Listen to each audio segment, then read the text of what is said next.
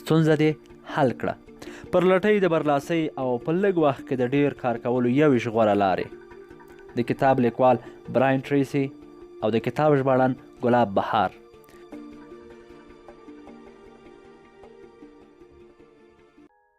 15 څپرکی. خپل ځان مو په حرکت راولئ.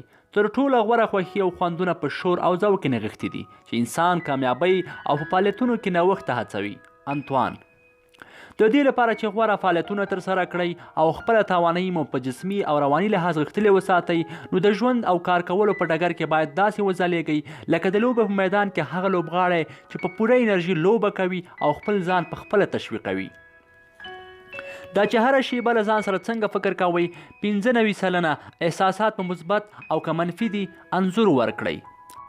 ځکه ستاسو احساسات او فکرونه تصادفي نه دي چې ستاسو سره په تصادفي ډول واقع شي، بلکې دا د هغه پیښو او واقعاتو تفسیرونکي دي چې هغه تاسو د عمل په ساحه کې ګورئ او شته چې ډیر وخت دغه واقعات او پیښې ستاسو افکار او احساسات په حفاظت کې ساتي او تاسو ته یو انګیزه او قوت درکوي. د انګیزې پیدا کول د دې لپاره چې په ځان کې انګیزه پیدا کړئ، لومړی پر ځان پوره باور ولرئ او باید تصمیم ونیسئ چې د خلکو ټولو ویناو او حرکتونو حتی عکس العملونو ته په شته وسایلو ځواب ووایئ او هغه ستونزو جوړونکو عناصرو ته باید اجازه ورنه کړئ کوم چې تاسو ته د قبلېدو وړ نه وي او یا تاسې په ژوند او ورځنیو احساساتو کې تر تاثیر لاندې راولي. دا چې څومره له ځان سره مینه لرئ دا په خپله ستاسو د انګیزې تله ده او د خپل عزت د لوړولو لپاره باید همیشه له خپل ځان سره انګیزه ولرئ. مثلا په ترتیب سره خپل ځان ته ووایه: زه له خپل ځان سره مینه لرم، زه له خپل ځان سره مینه لرم. هر څه چې ترسره کوئ پر ځان پوره باور ولرئ او د داسې اشخاصو په کړنلارو عمل وکړئ چې هغه د لوړ استعداد او ښې توانمندۍ څخه برخمن وي. او کله مو چې څوک د حال پوښتنه کوي چې څنګه یاست، تل به جواب کې ورته ووایئ چې ډیر ښه یم. ځکه اړینه نه ده چې خپل واقعي او رښتیني احساسات او هغه څه چې ستاسو په ژوند کې تیریږي ټول بیان کړئ.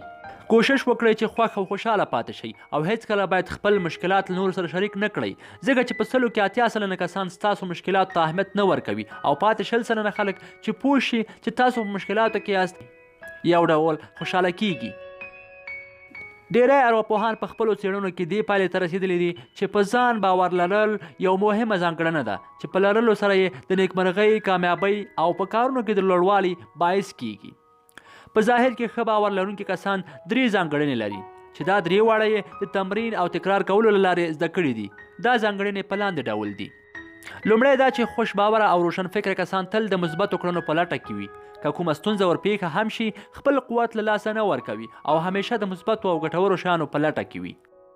دویم دا چې روشن فکره او خوش باوره کسان له هرې ماتې یا ستونزې وروسته له هغو څخه د درس په اخیستو او ځان ته تجربه کولو په برخه کې استفاده کوي او په دې باوري وي چې ستونزې او مشکلات راته کوم خنډ نشي جوړولی، بلکې موږ ته درس راکولی شي. د دوی په نظر له هرې ماتې وروسته یو پند شته چې له هغې څخه په استفادې کولو سره زیات پرمختګ ته لاسرسی پیدا کیږي.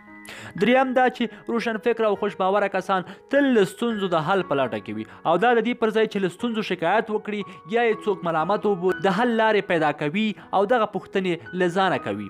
د حل لاره څه ده، څه کولی شم او وروسته څه وکړم.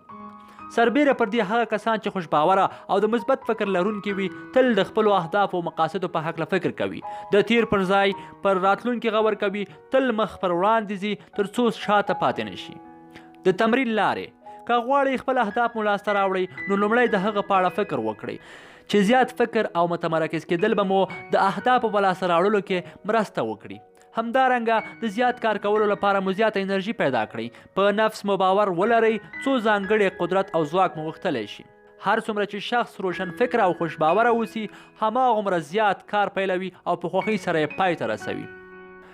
عملی تمرین: خپل فکر او احساسات مو کنټرول کړئ او په یاد ولرئ چې ځینې وختونه یوازې پر هغه شیانو فکر او باور وکړئ چې له ځان سره یې لرئ، نه پر هغه شیانو چې هغه نه غواړئ ترسره یې کړئ.